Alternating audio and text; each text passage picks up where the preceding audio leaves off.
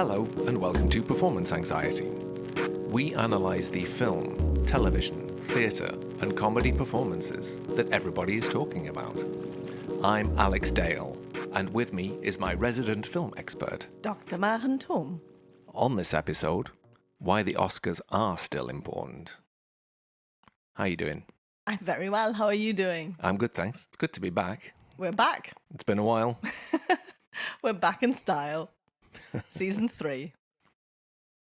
This time last year, we did an episode about the Oscars, and we're doing another one this year, specifically because you wanted to make a very particular case. You wanted to say that you thought the Oscars are still relevant. What is it about the Oscars that you think are still relevant? I think the Oscars are still the arbiters of populist cinema. That's a big claim, and one that needs a lot of getting into. Not least, what do you mean by populist? Can you explain that in a nutshell? Well, by populist, I mean populist in the best sense. So populist as shaped by public demand, made for mass consumption. So you're not being a snob and dismissive. No, I think it's a great thing. I like it. And we need to get into it. Yes. This time last year, we did an episode about what constitutes an Oscar-worthy performance. But this year, we want to go a little deeper. And your assertion that the Oscars are still relevant runs very counter to a lot of popular sentiment. There's an idea abroad, more generally, that the Oscars and the Academy, more generally, are just a bunch of out-of-touch idiots backslapping, which isn't a very profound criticism. Well, no, because, it was ever thus. Precisely. And they've been popular in the past. Exactly. So that has never actually bothered anybody. On the contrary, it has always added to the kind of mystery of Hollywood. Well, quite. That's what you've come to expect. Yeah.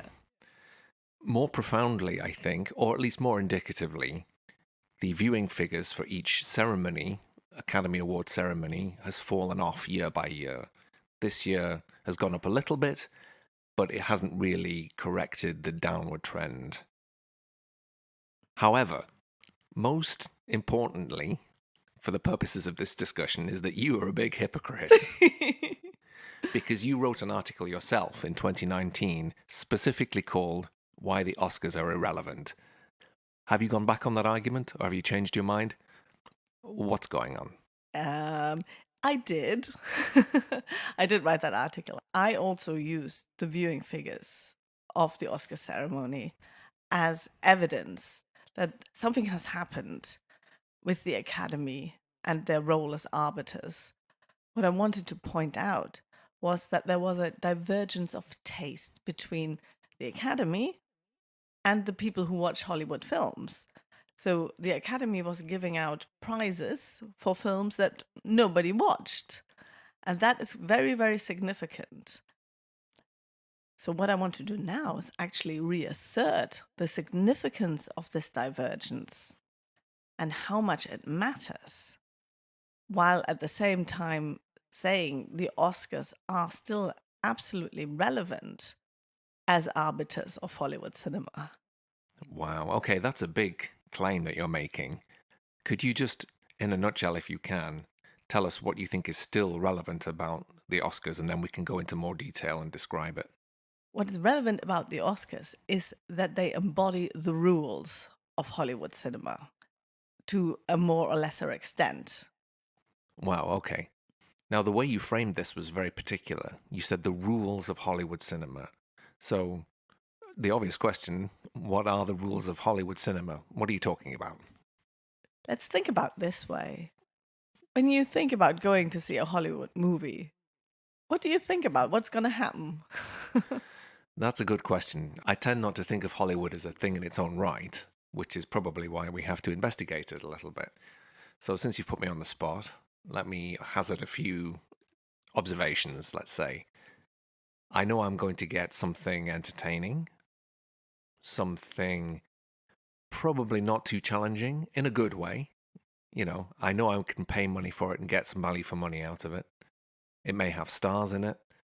And yet it will also be kind of interesting in a new, novel way to some degree, and that will be the entertainment. I think you've hit the nail on the head with your description. It's all about familiarity. That is the be all and end all of the genre of Hollywood cinema. This is the number one rule. That's the number one rule. There are a lot of other rules of Hollywood cinema. You can talk about film form, what kind of camera angles and experience of time and space you have with Hollywood cinema. But that's all by the by, actually. The main aspect of a Hollywood cinema film is that the story and what you're going to get is somewhat familiar.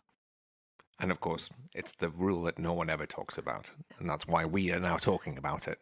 It is also the element that connects it to populism. Tell me more. So we have to go back 100 years. Let's go all the way back to when Hollywood cinema came about. And Hollywood cinema is basically a big commercial enterprise. It is big studios producing films for a ever-growing cinema-going public. A mass audience, as it were. A mass audience. So 100 years ago and a little bit more, Hollywood established itself in California, as we know. You know, the sun was shining, the light is great. And they were far away from all of the lawyers in New York. Basically. But basically what happened is that they created this industrial complex, this factory-like way of churning out movies. A production line, literally. Literally a movie production line. In the 20s and 30s, people went to the cinema 2 or 3 times a week, almost unimaginable now. So it was this massive movement of production and consumption.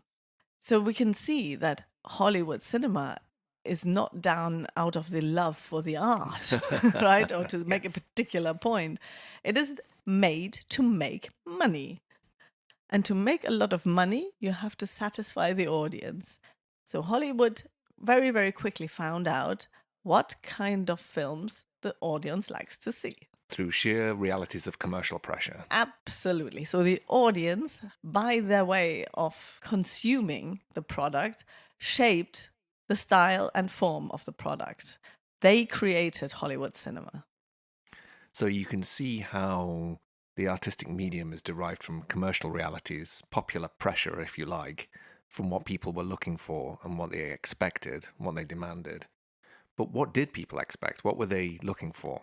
So what Hollywood found out very quickly is that people wanted to see stories that they were already familiar with. The old folk tales and myths and novels that they've already experienced. So the familiar stories were made and sold again and again, but in ever new and unfamiliar ways. It also made commercial sense. If you built a ranch to shoot a Western, it makes perfect commercial sense to shoot like 10 or 15 Westerns on this lot. It's only logical. But you cannot make the exact same film over and over again. It has to vary slightly. So it has to be still interesting. It has to add something unexpected that you haven't seen before. So the genre of Western that has become now part of the genre of Hollywood cinema will change continuously. So genre is a very, very interesting concept. Genre evolves spontaneously almost. Well, genre is a fantastic thing. So if we consider Hollywood cinema a genre, Western a subgenre, we can already see that is something that's continuously happening with this kind of familiarity of storytelling. So genres rely on familiarity. We recognize what's going on. There's an immediate access that we have. But also our input as audience constantly changes the genre. We demand new stories within the genre, and thus the genre has to change. It's forced to change. I see what you mean. You can see that in how rom-coms evolve or how Westerns evolve over time and that kind of thing. Yes, and the job of Hollywood was to make movies entertaining and relevant at the same time. And the concept of genre is essential to this. The filmmaker Jean Renoir said, "The marvelous thing about Westerns is that they're all the same movie that gives a director unlimited freedom." Well, it does sound a bit paradoxical how limits can give you freedom. Hmm. But I think he makes a very good point about how constraints force you to be inventive and creative for an audience that is quite demanding and already knows what it wants. So the art here consists of knowing the world as it appears and it seems for everybody and giving it form. In a nutshell, then, Hollywood cinema is the populist genre because it's responding to popular demand for the familiar. Is that fair? Absolutely. So what Hollywood produced was not just popular genres, don't forget. Part of the Hollywood studio system was also the invention of the star system. Oh, exciting. Tell me about the star system. As we are performance anxiety, I Hmm. think this is what we're really interested in. How Hollywood has created not just genres of storytelling, but it also creates genres for people. Tell me more. That sounds kinky. So the Hollywood star system is part of the studio system. Hollywood employed all their workers, their directors, writers, designers, Carpenters. caterers. They were all employed by contract with the studio, and so were the actors. Hollywood knew people wanted familiar stories, but what they also found out is that people wanted to see people they know on screen. So either they know their star persona or they know the archetype. So people wanted to see on screen somebody they can instantly recognize and their function within the story. What you're talking about are stars who are the same kind of character from one film to the next. That's where the familiarity comes from. Absolutely. So as soon as you were contract with a studio, they would basically describe a type to you. You were the little girl or you were the gangster. So if you're Charlie Chaplin, you're the little tramp, or if you're the it girl, you are. Clara Bow. Thank you. I can never remember her name. Thank you. But I get the idea. The public have an image of who that actor represents. Exactly. So either they know the star by their star persona or they know the archetype that actor represents. And you can already see that the concept of archetype and star persona, like genres themselves, rely on familiarity, but they also rely on innovation, that they're always new and different. So no two actors are the same. So even a similar archetype, for instance, John Wayne and Gary Cooper, Mm. both Western heroes, but very different kinds of Western hero, for example. Absolutely. Or femme fatale, you have Rita Hayworth and Barbara Stanwyck, who you instantly recognize as different kind of archetypes, but they would fulfill the same archetype in different films. So it is the recognizable, the familiar that the archetype brings, but it's also the newness, the uniqueness. No actor, no star persona is the same. It is a very complicated and nuanced thing. We talk about archetypes a lot. For example, our first episode was about The Rock. There's a meme going around at the moment on the internet, and it's 4 photographs of The Rock in a jungle, looking sweaty, in a kind of khaki shirt, and they're all from entirely, theoretically, different films. But you can see how archetypes are very real and how they live and how people get meaning from them. Yes, and it doesn't just apply to familiar stars. How about people like Andrew Scott, who is now everywhere, and he plays the new Ripley in the new Netflix adaptation, People may know him, I think, from Fleabag, where he plays a bad priest or the something. sexy priest. Sexy priest. I think what you're talking about, though, is that he was also in the James Bond film Spectre. Mhm. And it was casting that was incredibly on the nose because as soon as he was on screen, you knew he was the bad guy, essentially. Yes, it was almost miscast because it was too well cast. Yes, they wanted somebody unfamiliar, so you didn't quite know if he was a bad guy or not, but his archetype is already so ambiguous, you immediately knew that he was going to be bad.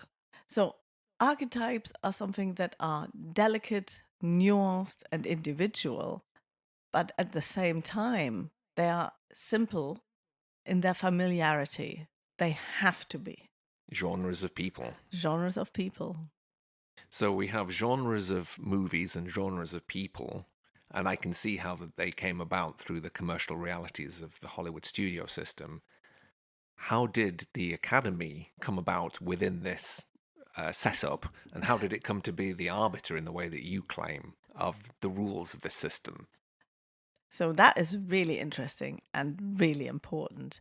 I don't know if you remember last year's episode Of course. on the Academy, and I talked about the origins of the Oscars and how they came about because the head of MGM Studios, Louis B. Mayer, basically wanted to solve the labor disputes Right. that were arising in the studio system in the 1920s and 30s. So, what he said, don't form unions. I will form the Academy of Arts and Motion Pictures, and we will solve all labor disputes within the industry.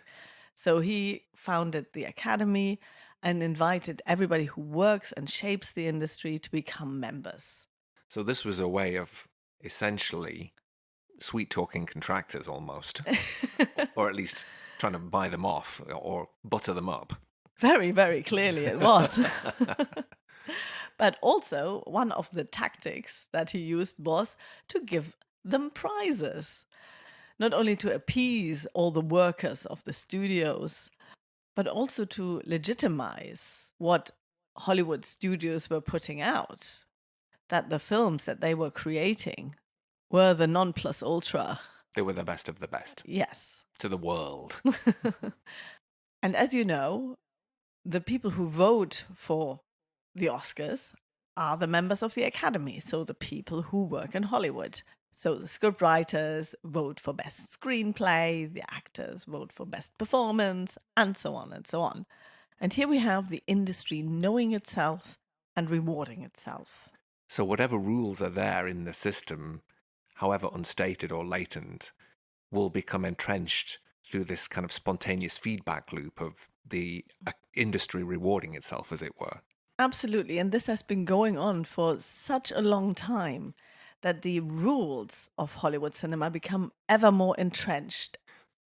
So what you're describing is very paradoxical. In the last 20 years, we've had this divergence of taste between the taste makers and the movie-going public.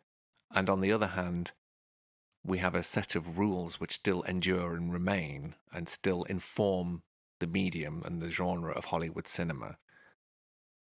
What do you think is going on there? What's the significance of that? I think you're right. And that's, I think, why we're making this episode. That I really wanted to come back to my article and say that this rift is of such significance, especially because the rules of Hollywood cinema still apply to everybody. They are still the ones that determine the genre. And the fact that the members of the Academy for 20 years tried to change the rules that were created from the public, from the bottom up, and they wanted to top down change the rules and give prizes to films that they thought should win, that they liked, that they thought were important, but that broke the absolute rule number one, and that is that they're familiar. They broke the rule of familiarity. So they tried to change the rules. And why they did this is probably still $1 million question. I think to reduce it to the argument of go woke, go broke is not really grasping the problem here. Yes. It's a very common explanation. It's a common explanation, but it does not explain anything because it begs the question, what is Yes. actually going on? Yes. And I think the first step to understand what's actually going on is to recognize that the elite is trying to top down change the rules for something that is inherently shaped by the public. One thing to just probe that a little bit is this year's Academy Awards was the first time in 20 years where the Best Picture was also actually a commercial success. Oppenheimer won Best Picture. It wasn't the most successful movie, but it was certainly up there. Barbie was the biggest box office, but Barbenheimer together were a huge phenomenon. Do you think we can draw any conclusions from this, or is it still too soon to say? I think it's too soon to say because honestly, we've had 20 years of the Academy trying to manipulate what Hollywood cinema is. You know, they're trying to manipulate what the genre consists of. So what we've seen at this year's Oscars is that the old genre rules still apply, because what was rewarded were the films that were artistically innovative and yet popular.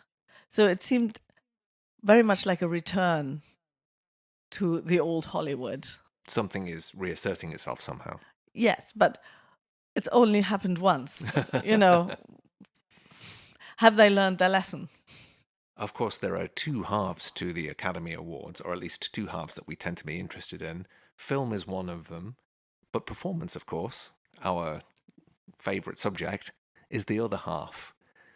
And the rules around performance have been a lot less subject to change. If anything, the rules, those heavily established genre rules, seem to have been rewarded again and again.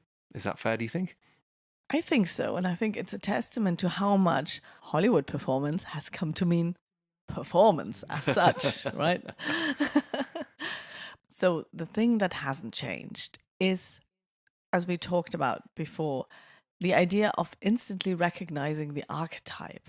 The way Hollywood has shaped the concept of acting is very, very significant here. It has shaped the concept of acting into that of performance, where the star or the actor has to rely on the archetype and who they represent, their star persona, and make the role match that. So it's not the other way around, how we always imagine acting works, where you become the character. Yes. It works the other way around. The character becomes you, or the character matches your star persona. So this is how Hollywood acting works. You did air quotes there, everybody. Yeah, it's not acting, it's performance. This is why it's unfair to accuse Hollywood actors of playing the same role over and over again. That's their job, to do the same performance over and over again. Yes, so actors are their own genre, almost. We want to see them in different circumstances, but we want to have the familiarity we have with this persona. And this has become almost the universal way we understand acting. It's not acting, it's performance. Yes, just look at this year's Oscar winners. We talked a lot about Emma Stone in our episode on Poor Things and how much her star persona matches the role that she plays, that the film basically is all about this identification. So here we have the rules of Hollywood cinema genre and its rules around performance exemplified. I suppose that's why also Oppenheimer is a very good example of that. Totally. I mean, Cillian Murphy did actually not have to do anything. He was just there being filmed, Yes. looking gaunt. With his beautiful face. He did not have to do any acting as such. He was just there. And how much more Hollywood performance can you get? And this also helps explain the Ryan Gosling, Margot Robbie debacle, as it were. Oh dear, yes.